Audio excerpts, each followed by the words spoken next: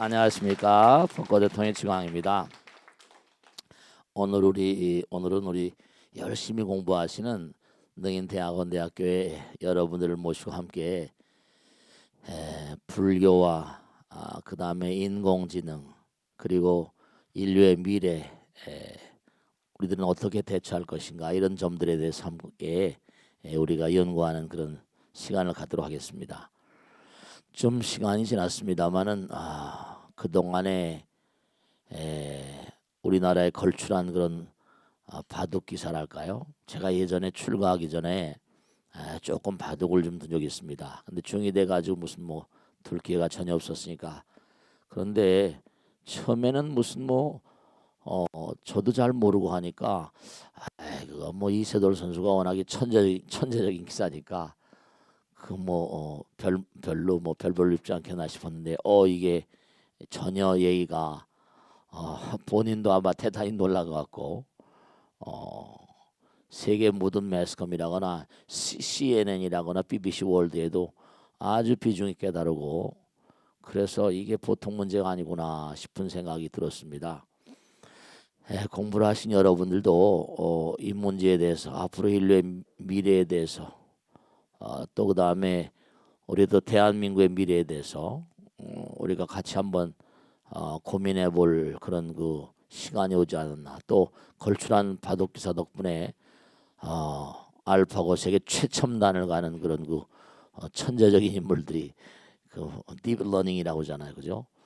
그런 걸 바탕으로 해서 저렇게 깜짝 놀랄 만한 그런 그 작품들을 만들어내고 하는 현실을 보면서 우린 과연 어떻게 이 시대를 살아가는 슬기를 도모해야 될 것인가 그런 걸 좀 우리가 생각해야겠다 그런 생각을 합니다. 우선 하여간에 얼마 전에도 그런 보도가 나왔습니다마는 이런 것들이 가능한 이유가 우리 인간의 어떤 모든 그런 체성이랄까 인간의 근본적인 모든 어떤 그런 시스템 자체가 이것이 전부가 다 우주의 근본적인 어떤 법칙을 바탕으로 전개되고 있으니까 우리 불교에서 유식이라고 하는 세계가 있잖아요, 그죠? 그 하랄이라고 하는 그 보도가 아주 많이 되고 있습니다. 책들 많이 보셨죠? 호모 사피엔스란 그런 책을 통해서 앞으로 그 어떤 그런 컴퓨터와 인공지능의 어떤 미래가 그 사람은 대단히 비관적으로 얘기하고 있습니다. 인류가 사라질 것이다. 이렇게 얘기를 하고 있는데 너무 겁나는 얘기를 하고 있으니까 세계적인 인물인데 그런 얘기를 하니까 사람들이 그 사람 책을 보면서 또 여러 가지로 부정적인 식견을 갖기도 하지 않겠나 그런 점이 우려가 되기도 하더군요. 그러니까 우선 우리가 이 광활한 우주 가운데 이 모든 만유가 다 부처님의 거룩한 의지 따라 우리 함께 공존을 하고 있잖아요. 그러니까 우리 자체가 가만히 보면 눈기 코요몸이라거나 모든 만상이 전부가 다 마음이라고 하는 재료로 이게 형성이 되어져 있잖아요. 그러니까 마음이라는 게 우리가 항상 마음이 볼 수도 잡을 수도 무슨 포착할 수도 없고 그런 얘기를 막 하지 않습니까? 근데 우리가 이제 앞으로 이 불교를 하면서 불교는 마음에 대한 얘기가 주류를 이루잖아요. 생각에 대한 얘기. 근데 제가 이제 요즘에 이런 사태를 쭉 이렇게 보면서 느낀 게 하나는 그 사람들도 인공지능의 궁극을 어떻게 얘기하고 있는 거 아니 재미난 어떤 일치점이에요, 그죠? 재미난 일점 뭐냐면 우리가 앞으로 연구해야 될 대상은 생각의 세계, 마음의 세계라는 겁니다. 궁극은 결국 자기들도 마음에 대해서 연구를 하지 않으면 안 된다. 그런 얘기를 하고 있습니다.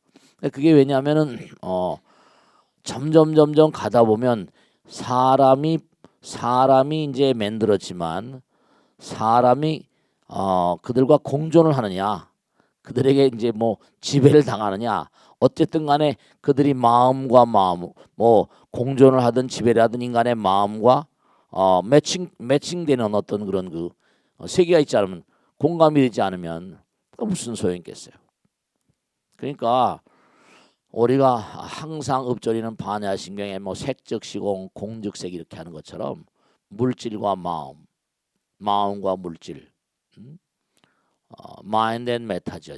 색즉 시공 공즉색 이러잖아요.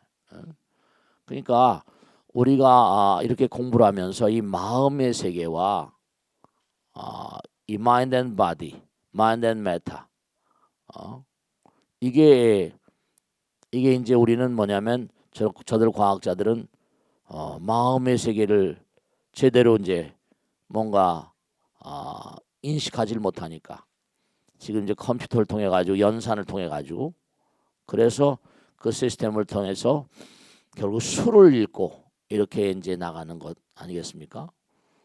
그러니까 우리가 아주 어려운 그 연산 하나의 세계, 우리가 이 몸을 통해서 부처님이 되잖아요.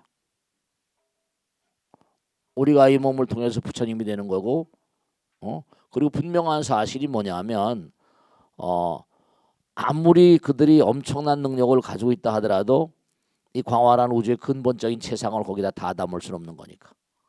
궁극으로 보게 되면은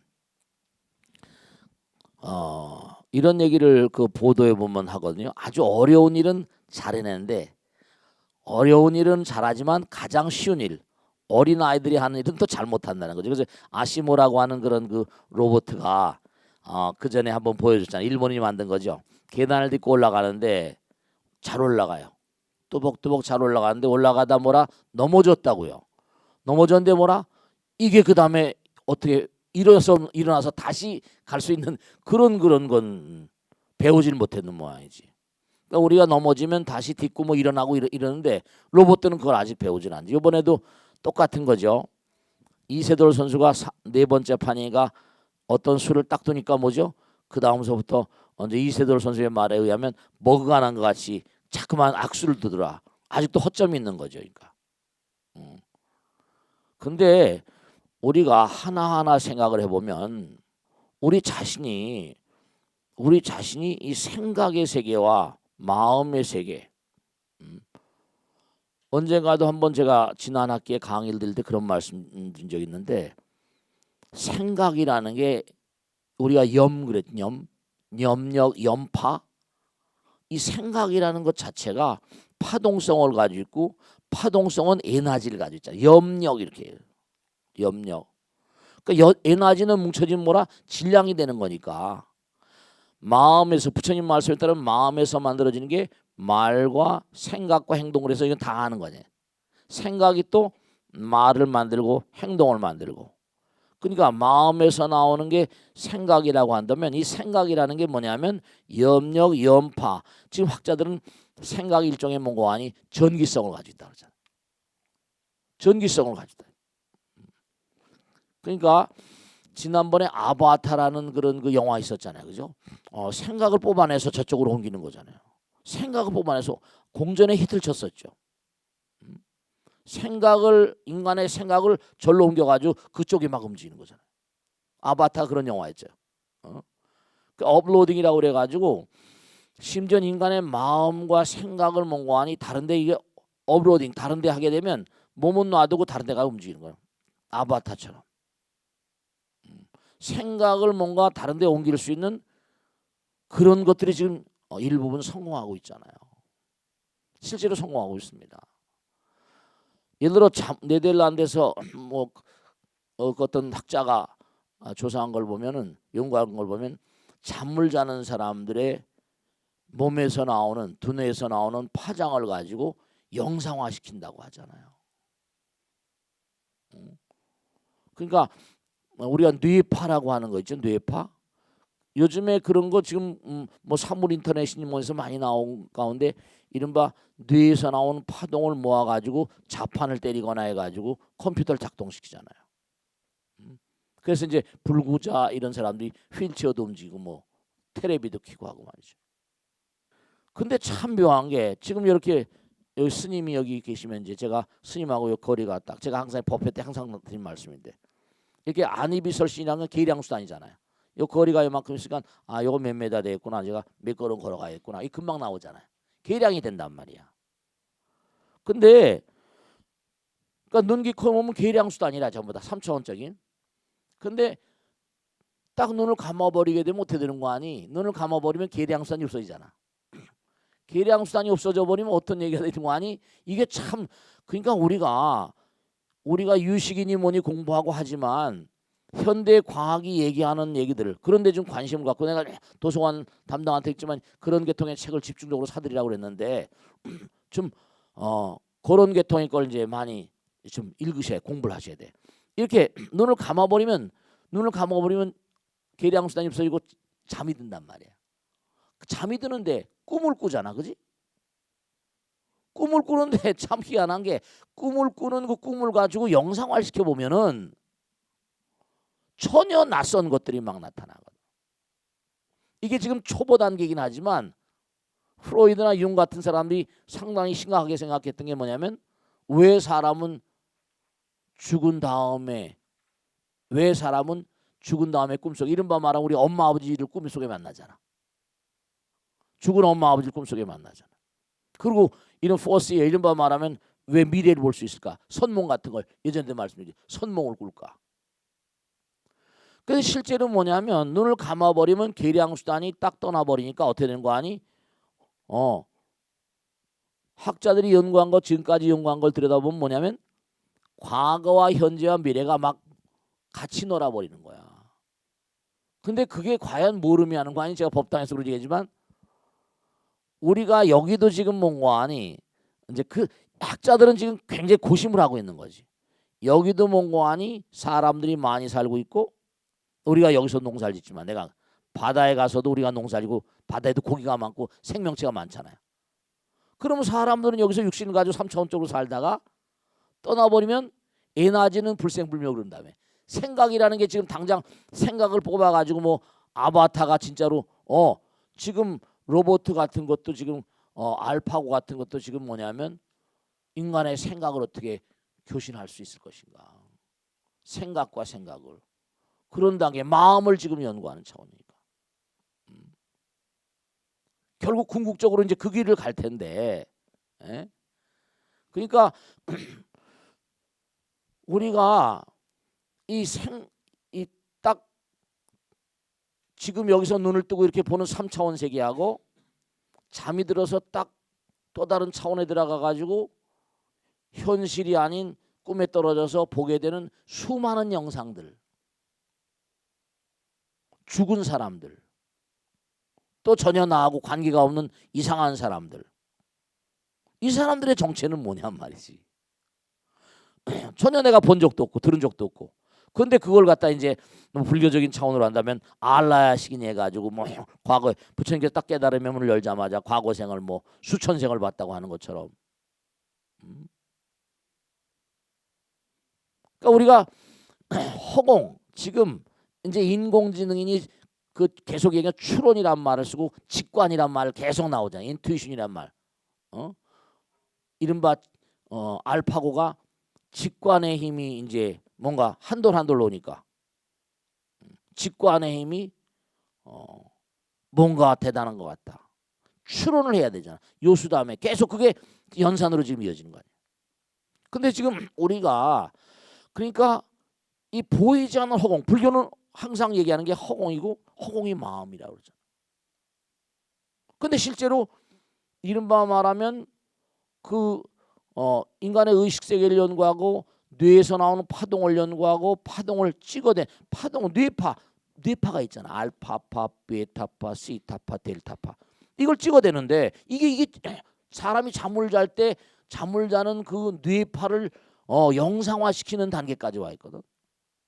근데 거기서 이제 우리가 실제로 엄마 아버지를 만나고 돌아가신 엄마 아버지 돌아가신 일가 친척이나 친구를 만나고 하는 거 보면 우리 불교에서 보면 뭐 영가천도 막 이렇게 나오는데 이제 앞으로 만약에 인공지능을 연구한 학자들이 실제로 뭐냐면 우리의 의식 세계의 어떤 그런 파동을 잡아낼 수 있는 때가 분명히 온다고 한다면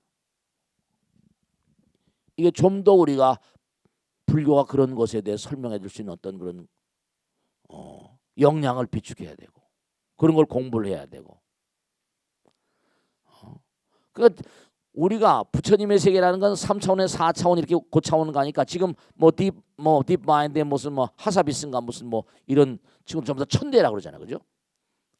천재. 그 케임브리지 천재라고 그러고. 그러니까 이른바 말하면은 이 시대 인공지능과 로봇 바둑기사와 마음과 불교와 앞으로 우리 불교가 마음을 다루는 이게 학문 아니에요. 마음을 다루는 학문이 마음을 다루는 종교라면 모든 종교도 마찬가지지만 그런 점에서 우리가 뭔가 하니 어떤 그런 그 활로를 좀 찾아갈 수 있지 않을까. 여러 가지 상담을 하는데도 지금 만약에 당장 과학이 계속 천재들이 만들고 있으니까 우리 이렇게 직관으로 수행으로 3차원 넘어 4차원 5차원 이렇게 간다고 하지만 이사무에 사사무 이런 얘기 많이 하잖아. 화엄에 나온 대로.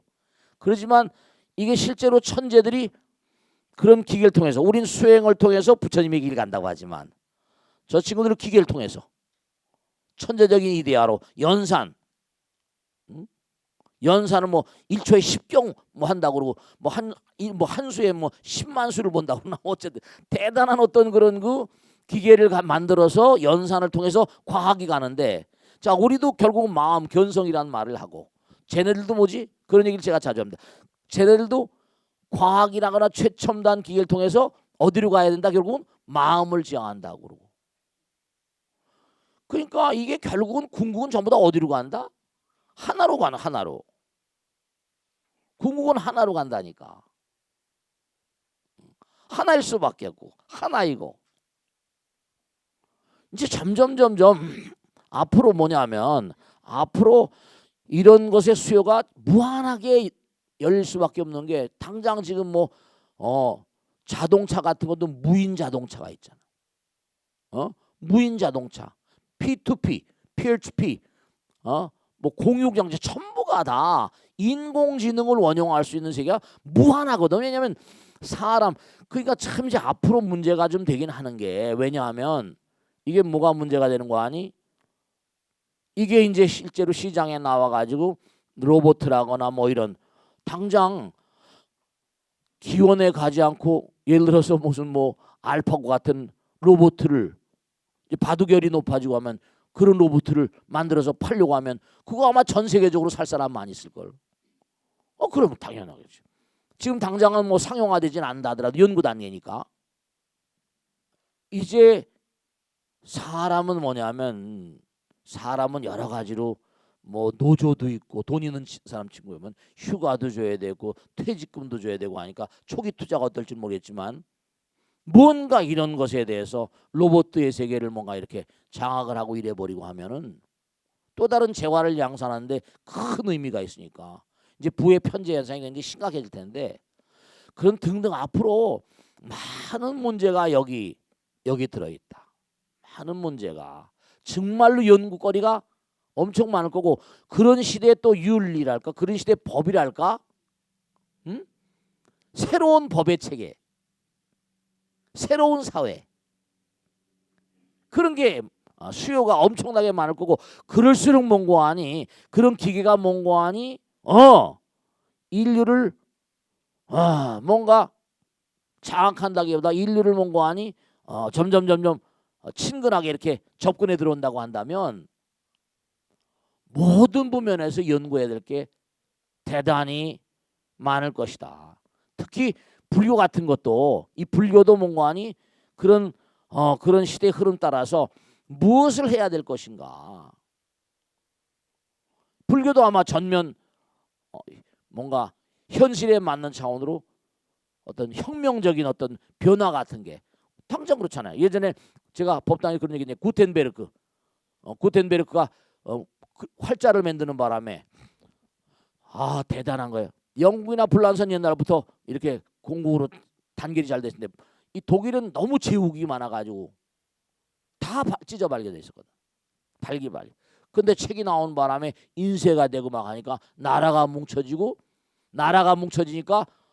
뭔가 인식이 공통성을 공감대를 갖게 되고 그 다음에 이른바 말하면 루터가 이제 제일 먼저 찍는 게 성경 같은 거니까 종교개혁의 기폭제가 됐고 이 하나의 어떤 그런 혁명적인 일이 알파고 같은 것도 그 충분히 가능한 얘기거든. 하나의 사항이 등장하면서 하나의 어떤 그런 그 이포크 메이킹이지. 어떤 그런 시대를 어떤 그런 그 뭔가 뛰어넘을 수 있는 이런 것들이 나오면서 세상 자체가 바뀌어 버리니까. 의식 세계 이런 알파고라거나 인공지능이 초래한 여러 가지 파문들, 어떤 새로운 세계, 혁명적인 어떤 세계, 그런 세계를 우리가 내다보면서 불교는 과연 어떻게 이 시대에 등불이 될 수 있을 것인가, 그런 점을 우리가 같이 연구하고 뭔가 새로운 이데아를 만들어가고, 그래서 배달결례뿐만 아니라 인류를 위한 어떤 그런 그 부처님께서 법의 등불을 밝혀라, 무슨 뭐 이런 자신의 등불을 밝혀라, 법등명 자등명, 법귀 자귀 이런 것처럼 그런 어떤 노력을 해야 될 게 아닌가, 그런 생각을 하게 됩니다. 아시겠죠? 자, 그럼 한번 제가 쭉 말씀드린 거 또 평상시에 자기 자신이 또 이런 그 알파고니 뭐 이세돌 선수 이런 걸 보면서 뭐 궁금한 점 같은 게 있으면 또 제가 최선을 다해서 답변을 드릴 테니까 한번 질문을 좀 해보세요. 네, 고맙습니다. 박수 나주세요. 네, 마이크 드려야죠. 네. 예, 스님 바쁘신 중에도 이렇게 학교를 방문해 주셔서 저희한테 좋은 법문을 해주셔서 감사드립니다. 강의하러 왔는데 예, 환절기에 이제 건강 강량하시기를 고맙습니다. 축원드립니다. 스님, 저 지난주는 상당히 이제 기대도 많고 의미 있는 한 주였던 것 같습니다. 네. 저뿐만이 아니라 많은 사람들이 소위 말하는 인공지능과 인간과의 대결에서 어떠한 결과가 올 것이냐 많은 관심을 가져왔고 세상이 화두가 되었었습니다. 그렇죠, 네, 그렇습니다. 이세돌 구단조차도 처음에 시작하기 전에는 사람한테 적수가 안 될 것이다. 그렇습니다. 완사이드 이길 수 있다 했는데 한 판 두 판 지나면서는 자신감이 무너지고 드디어는 인간이 이길 수 있는 한계는 아닌 것 같다. 네. 이렇게 했습니다. 다행히도 1승을 한국을 이기는 바람에 그렇습니다. 아마 사람들이 체면을 세워준 결과가 되었습니다. 네네.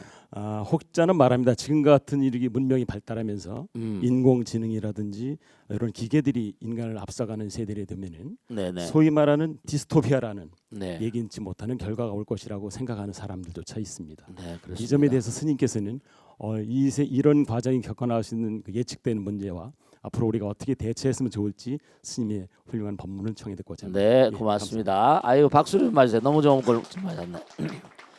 자, 좋으신 질문이세요. 이 디스토피아 문제들은 아주 계속 부각되고 있는데요. 근데 하나 꼭 먼저 말씀드리고 싶은 것은 그런 거 있잖아요. 무슨 뭐 쇼펜하우어가 그랬습니까? 뭐 누가 그랬습니까? 여러분이나 저나 언젠간 우리가 다 떠날 거잖아요. 그렇다고 해서 지금 열심히 안 살 수가 없어요. 그죠?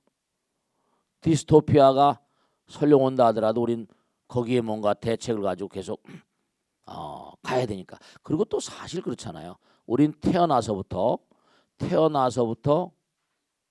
어떻게 보면 죽음 향해 달리는 그런 브레이크 없는 그런 기차라고 그럴까요? 우린 떠나야 되는 거니까. 그러니까 사람들이 굉장히 이 인공지능이나 이런 로봇이라거나 진짜 실제로 영화에 그게 많이 나오잖아. 사이보그 같은 거 해가지고 로봇캅 뭐 해가지고 정의감이 불타는 어떤 그런 로봇 같은 거 나오고 또 악마 로봇을할까 뭐 이런 거 나와 서로 싸우고 막 이러잖아요. 그런데 유발 하라리 아까도 제가 말씀드렸지만 요즘에 이제 이 인공지능 시대가 오니까 그 사람 책이 막 사피엔스나 전 세계적으로 많이 팔린 책이에요. 근데 그 사람은 굉장히 비관적으로 보고 있는 걸 말씀드렸죠. 인류는 사라질 것이다. 아니 사라진다고 해서 지금 노력을 안 하고 살 수 있어요? 지금 당장 뭔가 대책을 세우고 또 가야지. 그러니까 디스토피아 설령 우리에게 어떤 어려운 날이 온다 하더라도 우리는 타개하는 최선의 노력을 해야만 되는 존재라. 인생 자체가 그러냐. 고통의 바다. 부처님 말씀대로 고통은 우리에게 우리를 깔아앉고 우리를 절멸시키려는 게 아니라 고통을 부처님께서 말씀한 대로 고통은 뭐라? 이겨내라고 주어지는 것이고 시련은 뭐라? 극복하라고 주어지는 것이다. 그러니까 이런 인공지능이 자꾸만 우리의 삶에 이렇게 뭔가 온다고 이렇게 접근하면 우린 계속 이걸 극복하려는 노력을 하게 되면 아니 이세돌 선수가 세 판을 내리쳤다가 한 판은 뭐라? 한 판은 정말로 기사회생의 뭔가 의지를 가지고 어떻게 여러분 있잖아요. 뭐 신의 한 수 이런 얘기 하잖아요. 그렇지? 신의 한 수. 인생이라는 게 어떤 한 수로 일념즉시물이 안 가고 한 점으로 한 수로 그러니까 세 판 계속 지니까 완전 열 받았을 거 아니에요, 그죠? 진사대천명 이게 그냥 뭐 복귀하면서 말이죠. 그 한 수 딱 이게 놓는 게 이게 진짜 누가 만들었는지 신의 한 수, 부처님의 한 수랄까? 그러니까 그 다음부터 전혀 공부를 안 해본 수라 이게 공부를. 그러니까 옛날 말씀에 선조들 말씀에 하늘이 무너져도 뭐라 솟아날 구멍은 있는 거고 호랭이 굴에 가더라도 뭔가니 정신만 채면 사는 거고 그러니까 구사일생도 있는 거고 우리 인류가 얼마나 몸과 마음을 다하는가 우리 인생 자체가 치열하게 우린 이 땅에 뭐하러 왔어요? 부처님 말씀 따르면 영원은 어떤 타임 이즈 골드라니까 영원을 흐르는 이 영원의 어떤 세 가운데 한 100년 정도 우리가 시간은 금이니까 100년 정도 복을 줬으니까 요만큼 사는 거라. 그럼 100년 정도 주어진 시간 이게 중요한 얘기죠. 아주 중요한 게 뭐냐면 time is life이니까 life is time, time is gold고 life is time, time is gold, life is gold. 인생은 귀중한 거거든. 그러니까 뭔가 아니 그 알파고의 특징은 뭐라? 무감정, 무실수 그랬잖아요. 무실수 실수가 나오잖아. 인간이 맞는 것도. 무한한 학습 능력 그건 좋다 이거야. 근데 감정이 없으니까 바둑을 이세돌이가 전혀 전인미답의 영역이지 한 번도 바둑을 때 사람하고 놓지 그런 거고 안 나보진 않으니까 이게 철벽 같으니까 그게 안 되니까 그렇지만 실수는 있는 거고 그리고 우린 부처님의 아들 딸들이니까 그런 디스토피아가 온다 하더라도 인간이 뭔가 부처님은 이 땅에 우리를 내보내시고 우리로 하여금 뭐라 지혜와 복덕 구족하신 길로 나가게 만들잖아. 저는 절대로 비관적으로 보지 않습니다. 다만 문제는 뭐냐면 이 사회 분위기조차가 어떤 그런 부정적인 어떤 직연으로 만연이 돼버리면 포기가 돼버리는 거지. 결국 하나만 꼭 말씀드리면 부처님께서 말씀하신 욕망방정식이라는 거 있잖아요. 우리 인간은 전부 다 이기심이 있잖아. 이기심 욕망이니까. 그러니까 욕망이라는 게 왜 문제가 되는 거 아니? 부처님 말씀했잖아. 우리 욕망의 끝이 있나 없나? 끝이 없어. 무한이잖아요. 기가 막힌 거라. 그러면 그런 욕심이 100% 다 성취될 수 있어 없어? 100% 성취가 안 되거든요. 성취가 안 되면 어떻게 돼? 좌절하게 된단 말이야. 좌절하면 그다음 뭐라? 분노가 오게 돼. 분노하게 되면 어떻게 되는 거 아니? 이게 탐진치라는 게 시스템이에요. 그래서 탐진 삼독신 그렇게 말하면 안 돼. 심리학적인 부처님께서 하나하나 말씀하신 시스템이야. 탐심은 뭐라? 진심을 불러일으키거든. 좌절하니까 스트레스 오게. 그러면 그 다음에 눈이 싹 완전히 베이는 게 없어져요. 치심이 베이는 게 없어지는 거야. 치매 치자라니 치자. 그 치매 치자예요. 그러니까 탐진치가 시스템이라니까. 싹 눈을 가려버리면 판단력이 흐려져 버리니까 판단을 못하면 잘못된 선택을 하니까 이러면 눈앞에 베이는 게 없는 거라. 엄마 아버지 베이죠. 형제 자매가 안 베버려. 그러면 흉폭한 일을 저질러 버리면 그 인간은 파탄이야. 그 욕망이 파탄이니까 그런 마음을 가진 인간들도 있을 것이고 이런 기계를 바탕으로 그런 길로 가는 그런 인간들도 있을 것이고 또 뭔가 아니 뭐 정의란 무엇인가 뭐 이런 부처님 말씀 그러니까 이 불교의 어떤 그런 위치랄까 불교의 어떤 그런 해야 할 일이 아주 많은 거지. 이 길이 정말로 뭔가 의미로운 길이고 많은 그런 인공지능을 다루는 그런 시대에 우리가 어떻게 가야 될 것인가, 탐욕의 어떤 문제가 올 것인가, 어떤 재앙을 가져올 것인가, 디스토피아인가, 아니 유토피아인가 말이죠. 항상 이와 같은 갈등은 점원 과거로부터 점원 미래까지 인간이 존재하는 한 항상 존재할 수밖에 없어요. 그걸 풀어가는 게 그 유명한 벤jamin 프랭클린이 있잖아요. 이 인생은 유명한 Life is time. 인생은 시간이다. And the succession of problems. 문제의 연속이다. 인생은 문제의 연속이에요. 그 문제를 얼마나 잘 푸냐에 따라서 진급하고 낙제 먹는 거예요. 인생은 시간. Life is time. 전그 기절을 좋아합니다. And the succession of problems. 문제의 연속이다. 우리 문제 풀러 여기 온 거예요. 여기 문제 풀러 온 거라. 이렇게 공부하는 거고. 그런 문제가 오면 또 그때 맞닥뜨려서 그러니까 지금부터 우리가 그런 공부를 좀 하고 그런 연구를 해야 되고 불교가 그런 데 뭔가 아니 정말로 의미로운 존재가 될 수 있고 의미로운 어떤 그런 그러니까 부처님께서 이 땅에 오신 거지. 그러니까 여러분들이 열심히 공부하고 저도 열심히 노력해서 그 길을 우리가 찾아서 그 길을 인류에게 제시하는 배달동포에게 제시하는 그런 존재들이 돼야 되겠다 그런 생각하는 거죠. 자 다음 질문 또 받겠습니다. 네, 박수 좀 해주세요. 네. 네, 고맙습니다. 네. 안녕하세요. 네. 사기생 우영인입니다. 네, 고맙습니다. 저는 저희 아이가 11살, 지금은 30살인데요. 네. 11살 때 그 C 언어를 공부해가지고 그 알고리즘이나 뭐 그 경우의 수에 대한 프로그램을 공부했었어요. 그래가지고 이 바둑이 시작되기 전에 매스컴에서는 5대 0으로 이기거나 4대 1로 이세돌이 이길 거라고 이렇게 예측을 했었을 때요. 저희 아이는 그 프로그램을 공부한 아이라서 다 지거나 한 판 이기면 잘할 거라고 그랬거든요. 그래. 근데 저희 아이 예측이 맞았어요. 그렇지. 네. 그 오늘 더구나 스님께서 오늘 이 강의를 해주셔가지고 저는 참 이렇게 흐뭇하고 특별한 시간이어서 정말 감사드리고요. 네네. 그리고 이 시간에 스님께서 우리가 앞으로 그 해야 될 게 그 연구해야 될 게 뭐 생각의 세계, 마음의 세계 그런 네. 말씀 많이 해주시고. 네. 그 과학자들이 정말 그 인간의 뇌파를 움직일 수 있을까 그런 말씀도 해주셨잖아요. 네네. 근데 오늘 제가 궁금한 거는 그 인공지능과 사람이 공존하기 위해서는 그 인공지능한테 윤리를 가르쳐야 되잖아요. 그렇지.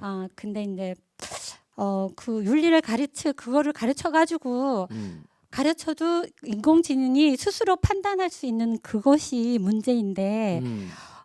근데 그 윤리는 데이터 분석으로 되는 게 아니라고 봐요. 네.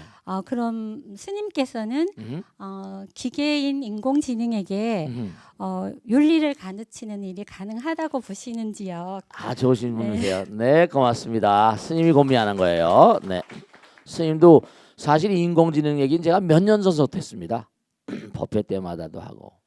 그런데 여러분 말씀이죠. 꼭 이걸 생각하셔야 돼. 부처님께서는 다 통찰하신 분이잖아요.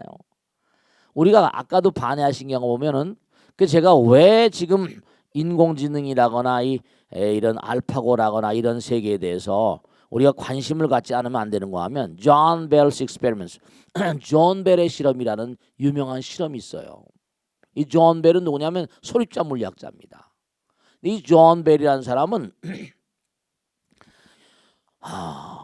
이 사람이 소립자를 연구하다 보니까 우리가 소립자는 결국 뭐 중력자 뭐 중력파 해가지고 극미의 세계 그 왜 자꾸만 극미의 세계를 들어가는 거니 그 극미의 세계로 물질의 모든 근본은 뭐냐 이게 파고 들어가는 거 아니에요. 우리 공이라는 걸 알지만 그 친구들은 공이라는 것까지 가기 그 마지막 단계 우리가 뭐 능어명령에 나오는 인허진이라거나 인허 가까울 인자다 허공과 가까운 티끌이라는 얘기예요. 능엄경에 나오잖아요.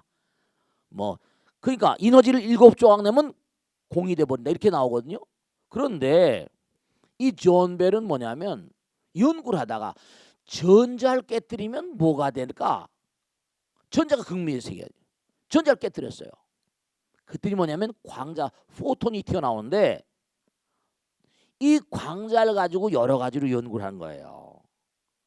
그 편광판이라는 거로 날아가는 광자가 여러 개 나왔을 거 아니에요? 반대로 날아가고 하나를 딱 막은 거야. 날아가는 광자를 막은 거예요. 그랬더니 다른 광자들이 전자에 터져서 나온 광자들이 일제히 아니 우리가 바구니에다가 제가 그런 설명을 많이 합니다. 바구니에다가 공을 집어넣고 밑에 탁 치잖아. 뿔뿔이 다 가버리잖아. 뿔이 다 가버리지?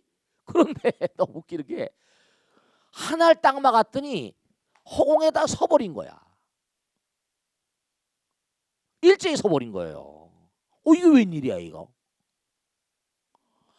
전자가 터져가지고 광자가 나왔는데 하나를 막아보니까 다른 게 다 멈춰버렸어. 도저히 설명이 안 되는 거예요. 다른 학자들도 동일한 결과를 자꾸만 나오는데 설명을 할 방법이 없어. 싱크로니시티 결론은 뭐냐? 광자가 상호간에 서로 뭐라 연락하는 교신 기능을 가지고 있다. 이렇게 추론을 할 수밖에 없었어요. 결론을 낼 수밖에 없었어. 광자가. 그 광자가 무슨 의식, 광자가 무슨 뭐 서로 간에 어떻게 교신하냔 말이에요. 근데 그게 조견오온모라 개공도일체고의 반야식에 나오죠. 색, 수, 상, 행식 오온론에 나오잖아. 제가 어느 순간 이 부처님이 정말 이걸 옛날에 모든 물질은 뭐라? 물질 자체가 수는 뭐예요? 감각이잖아. 색은 물질이 아니라 로봇에 불성이 있겠는가? 어디 강연장에 한번 가니까 스님 로봇에 불성이 있습니까? 없습니까? 묻더라고. 그 내가 있다 그랬어요. 이게 이제 문제인 거예요. 왜냐? 색은 물질은 감각을 가지고 있거든. 그지? 감각 그럼 지각을 가지고 있잖아. 상은 지각이잖아. 반응을 하잖아. 그다음에 정보가 쌓인다니까. 정보가 쌓이잖아. 그러니까 예측을 할 수가 없지만 로봇 그러니까 정말 중요한 게 결국은 뭔가 인간의 사악성이랄까 인간의 마음이 모든 걸 만드는 거니까 일체가 유심조니까 마음이라는 게 이 우주 자체는 그러니까 그 사람이 어떤 마음가짐으로 만들었는가 사악한 마음으로 그러니까 그게 뱀이 물을 마시면 독이 된다며 소가 물을 마시면 젖이 되고 그러니까 제가 판단하기엔 로봇들도 분명히 이 식으로 계속 나가다 보면 뭔가 감각이라거나 의식이라거나 나름대로 뭔가 계속 하다 보면 결국 어떻게 보면 요즘에 지적 설계론이라고 해서 서양에서 힘을 얻고 있는 게 뭐냐면 인간도 저 외계의 어떤 존재 결국 불경에도 나오잖아. 우린 광음천에서 내려온 존재라고 나오잖아. 광음천에서 떨어졌잖아. 색계 이선천인 광음천에서 복이다 하고 수명이다 한 인간이 여기가 태어났다. 그러니까 귀양 온 거야. 쫓겨온 거라니까. 복업이다 해서 광음천 빛이 소리인 세계야. 광음천. 그렇기 때문에 우리가 삶을 도모하는 모든 양상들 이제 이 로봇가 나오면서 우리가 해야 될 일 같은 거 저는 뭐 비관도 아니고 낙관도 아니고 우린 그저 끊임없이 뭐라 연마하면서 살아야만 되는 그런 존재들이라 계속 만들어가야 된다는 말씀 아시겠죠? 자, 그 정도에 두고 여기 또 고민을 하나 방송국에 보내오신 분이니까 고민을 하나 해결하도록 하겠습니다. 스님, 저는 2년 전 중국인 여성과 결혼한 40대 후반의 남성입니다. 제 눈에는 아내가 예뻐 보이기만 하는데 어머니 눈에는 아내의 모든 것이 탐탁치 않은 모양입니다. 네, 그러시겠죠. 저와 나이 차이가 많이 난 아내는 한국말도 서툴고 솔직히 음식이나 살림이 그다지 야무져 보이지 않습니다. 아마도 우리 문화에 익숙하지 않아서 그렇겠죠. 어머니가 하나씩 가르쳐주면 좋을 것 같은데 왠지 어머니가 곁을 주지 않는다는 느낌이 듭니다. 그러다 보니까 아내는 자꾸 어머니를 피하고 분가하고 싶어하고 어머니는 그 때문에 더욱더 서운해하시고 악순환이 반복되고 있는데요. 아내와 어머니 사이에서 저는 어떻게 해야 할까요? 스님의 지혜를 청합니다. 여러분 이제 공부를 하시면 여기 이제 우리 거사님들, 스님들 또 비구니 스님, 비구 스님 많이 계시잖아요. 제가 현장에 살다 보면 이렇게 머리 깎고 살고 하다 보니까 신도님들이 항상 뭔가 이렇게 와서 물어보는 그 상담이 스님들의 큰 부분 하나잖아요. 그러니까 공부를 해서 뭔가 그들에게 이렇게 이 시대가 또 이 시대를 사는 사람들의 고민을 뭔가 나름대로 우리가 부처님의 지혜를 도모해서 해결해 줘야 될 의무가 있습니다. 그게 부처님의 사도로서 부처님의 어떤 그런 아들 딸로서 우리가 해야 될 일이죠. 다 어린 형제니까 부처님 아들 딸이니까. 그러니까 제가 이분한테 말씀드리고 싶은 건 뭐냐면 네, 헤쳐나가는 거죠. 어떡하겠어요. 그렇다고 아내를 버리겠어요? 엄마를 버리겠어요? 다 인연 중생이지. 엄마는 뭐 우리가 부모 자식에는 부모 자식은 만겁이래. 형제 인연은 9천겁이래. 부부 인연 8천겁이래잖아요. 그거 다 지중한 인연인데 또 어머니는 또 이제 얼마 있다 떠나시면 또 그 아내를 같이 이제 한 덩어리 살아야 되는데 사랑의 마음으로 어머니도 보듬고 아내도 보듬고 네 자꾸만 보듬어서 사랑으로 자꾸만 감싸면 이게 아주 어려운 문제 갖고 이런 집들이 많습니다. 이런 질문들을 많이 하세요. 어떻게 보면 일견 해결하지 않을 것 같아요. 그런데 중요한 거는 제가 아주 많은 분들 모시고 살고 여러 가지 고민과 이런 걸 많이 하다 보면 사랑은 위대한 묘약이에요. 메디에이터, 중재자로서 계속해서 아내를 톡톡 두들기면서 아내를 감싸 안으면서 힘들지. 또 여긴 또 뭐냐면 엄마 정말 말이야 다른 외국에서 와서 이 다음에 엄마 손주를 놔줄 그런 그런 며느리잖아. 그 엄마가 말이지. 엄마가 좀 사랑의 마음으로 사랑의 손길을 좀 베풀면 얼마나 좋아. 네. 중요한 건 이제 우리가 항상 삶을 도모할 때 이제 여기 계신 모든 분들 다 마찬가지입니다. 또 방송을 듣고 보신 분들 다 마찬가지예요. 제가 하도 많은 분들 모시고 살면 느끼는 게 뭐냐면 네 지금 금방 말씀드렸죠. 정말로 내가 그 사람과 하나가 되는 마음. 그러니까 이분은 몽관이 어떻게 보면 다른 사람들보다 좀 더 크게 될 큰 수행자로서 크게 될 어떤 그런 나쁘다고 자기는 내가 이거 너무 괴롭지 않냐 바라보는 관점이에요. 엄마도 포용하고 또 뭐죠? 아내도 포용하고 이런 마음으로 가시면 크나큰 수행자의 어떤 그런 그 삶을 내가 한 가정을 이루면서 다 살아갈 수 있는 거거든요. 근데 어떤 사람은 서로 그냥 그 안에서 고민하고 고뇌하고 이건 얘기 안 되는 거죠. 그러니까 사랑은 위대한 몽관이요. 힘인 거예요.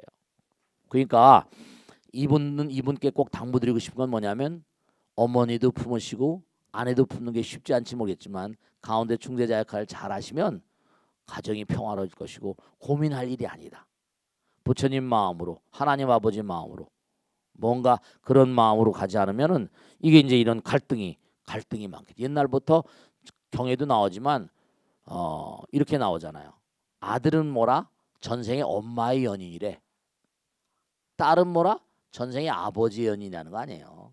오이디푸스 컴플렉스라는 건 실제로 뭔가 부처님 말씀에 나오는 거니까요. 무량한 우주 가운데 다 그 뱃속에 들어온 게 인연이라죠. 그러니까 그런 것도 다 이해하시고 아내를 품고 또 엄마한테는 또 엄마대로 말이 하면서 그렇게 헤쳐나가시면 뭔가 어려운 가운데도 평화로운 가정이 되실 것이고 점점 뭐라 우리 아들이 정말 며느리를 정말 사랑하는구나. 그럴 때 뭐라 그땐 또 어떡하겠어요, 그죠? 근데 만약에 허점을 보이면 그건 다 깨져버리죠. 아내에게 대해서 뭔가하니 불민한 마음이라는 식으로 그러면 엄마가 더 그 끼리끼리 가는 더욱더 기승을 아내를 미워하고 그러면 그는 파토가 되고 깨져버리는 거죠. 하나는 사랑은 모두를 하나로 모는 위대한 힘이지만 증오는 위대한 사랑은 위대한 정말 몽관이 승리자지만 증오는 잔인한 파괴자거든요. 터럭만큼한 마음 그런 마음으로 살아가시면 무난하게 모든 문제를 해결하실 것이다 말씀입니다. 자 마치겠습니다. 고맙습니다. 마치겠습니다.